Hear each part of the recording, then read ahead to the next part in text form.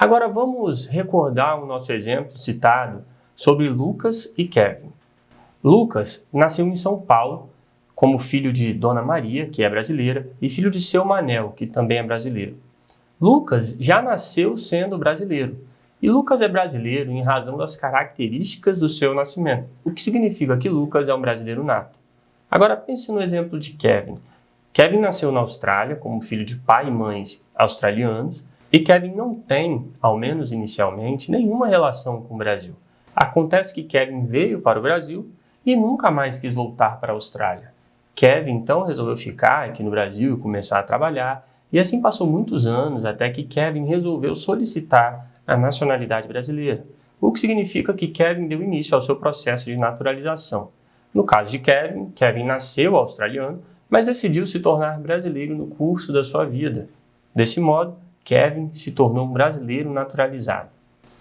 Perceba que, embora tanto Lucas como Kevin sejam brasileiros, é visível que existe uma diferença entre eles. É notório que existem dois tipos de brasileiros. Agora que você percebeu que existem dois tipos de brasileiros, vejamos o que a nossa apostila nos diz sobre esse assunto. Aqui em nossa apostila, nós podemos concluir que existem duas espécies de nacionalidade, a primária e a secundária. Basicamente, a nacionalidade primária é aquela adquirida em razão das características do nascimento do indivíduo, como no caso de João. E a nacionalidade secundária é aquela adquirida voluntariamente durante o curso da vida, como no caso de Kevin. Então veja, vamos iniciar o nosso estudo pela nacionalidade primária. Mas antes de iniciar a explicação acerca da nacionalidade primária, vamos retornar até a nossa apostila. Aqui em nossa apostila, especificamente no estudo da nacionalidade primária, o que eu preciso que você saiba de antemão é que ao longo dessa explicação sobre a nacionalidade primária, você precisará concluir que a nacionalidade primária é sinônimo de nacionalidade originária, são expressões que são bastante cobradas em prova, e que essa condição, a nacionalidade primária, ela decorre de características existentes durante o nascimento, ou seja, ao nascer. E que a aquisição da nacionalidade primária, alguém adquire a nacionalidade primária mediante certos critérios reconhecidos pela doutrina. E também é importante saber que essa aquisição ocorre de forma involuntária. Então, esses são os pontos chaves aqui que eu quero que você preste bastante atenção durante a explicação que será apresentada agora, para que você compreenda com perfeição a nacionalidade primária. Agora vamos à explicação. Imagine o caso de Lucas. Lucas nasceu em São Paulo como filho de Dona Maria, que é brasileira, e filho de seu Manel, que também é brasileiro. No caso, nós já falamos que Lucas é brasileiro, nato, em razão das características do seu nascimento. Então, Lucas é um brasileiro desde sua origem. Esse é um exemplo de nacionalidade primária ou originária. Então, o primeiro ponto é saber que nacionalidade primária e nacionalidade originária são sinônimos. Ambas expressões possuem o mesmo significado. Ambas indicam a nacionalidade primária ou originária, ou seja, aquela nacionalidade que decorre de condições de origem, ou seja, das condições do nascimento do indivíduo. No Brasil, todos aqueles que possuem a nacionalidade primária são chamados de brasileiros natos. E como ocorre a aquisição dessa nacionalidade primária? Quais são os critérios que precisam estar presentes no nascimento desse indivíduo para que esse indivíduo possa possuir o que chamamos de nacionalidade primária? Bom, cada país pode definir os critérios que bem entender para identificar aqueles que possuem a sua nacionalidade de forma primária. Por exemplo, vamos imaginar hipoteticamente que a Constituição da Argentina estabeleça que somente será um argentino nato aquele que nascer no território argentino e que seja filho de argentinos. Então veja, a aquisição da nacionalidade primária decorre de requisitos que precisam estar presentes no nascimento do indivíduo. Nesse exemplo hipotético da Argentina, para que um indivíduo seja um argentino nato, ele precisa satisfazer dois critérios estabelecidos lá no ordenamento jurídico da Argentina. E se nós analisarmos esses critérios adotados pelos mais diversos países, nós perceberemos que os dois principais critérios utilizados para identificar a aquisição da nacionalidade primária são os seguintes critérios: critério territorial e critério sanguíneo.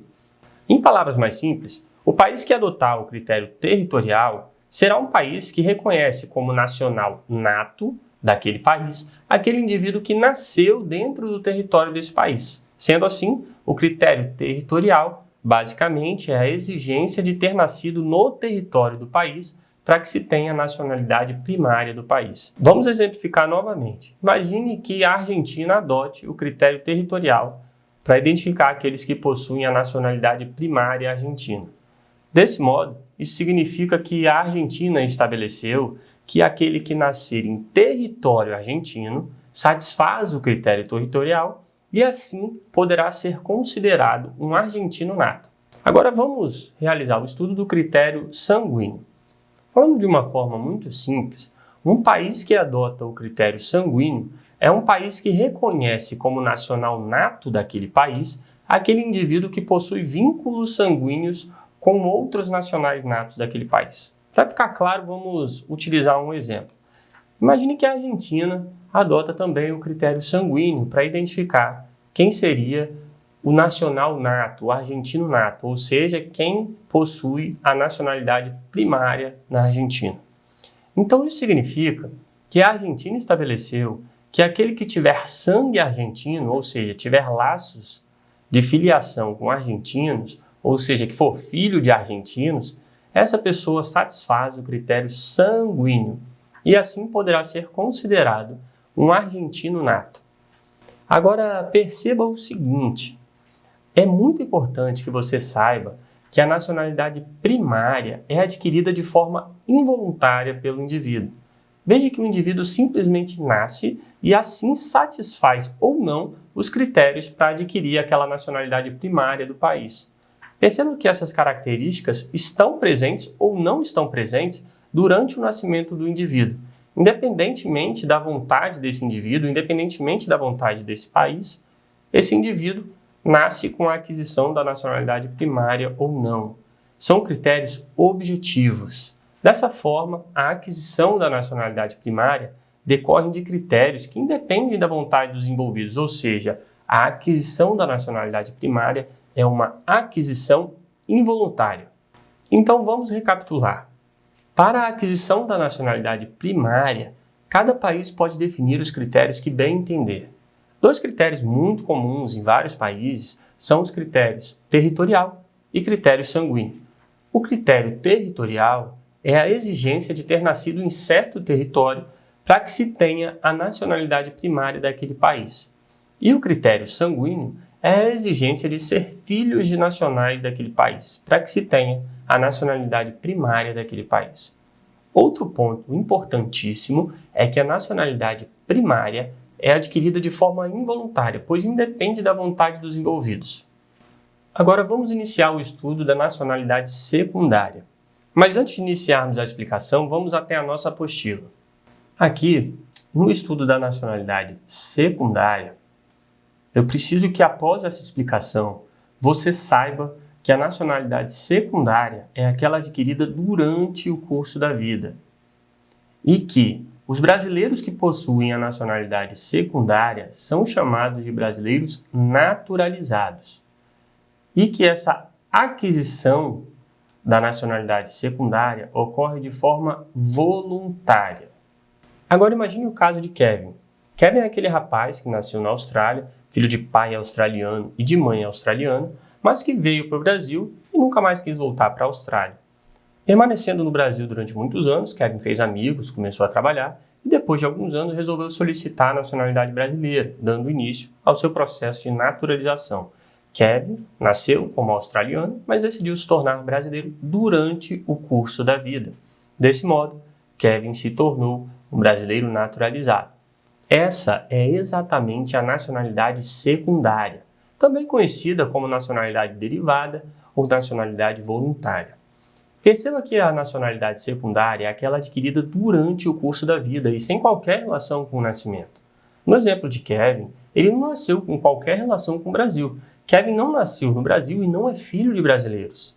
Outro ponto importante é compreender que quem adquire a nacionalidade brasileira de forma secundária é chamado de brasileiro naturalizado. Então, no Brasil, todos aqueles que possuem essa nacionalidade secundária são chamados de brasileiros naturalizados. Além disso, outro ponto importantíssimo é saber que a aquisição da nacionalidade secundária é uma aquisição voluntária, depende sobretudo da vontade do indivíduo de se naturalizar brasileiro. Então vamos recapitular.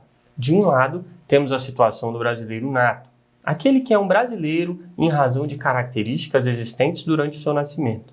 Trata-se da nacionalidade primária ou originária, que é adquirida de forma involuntária, pois não depende da vontade do indivíduo. E de outro lado, temos a situação do brasileiro naturalizado, aquele que é brasileiro em razão de sua vontade e sem relação com o seu nascimento. Trata-se da nacionalidade secundária ou derivada, que é aquela adquirida de forma voluntária pelo indivíduo, pois depende sobretudo do seu interesse em se tornar brasileiro.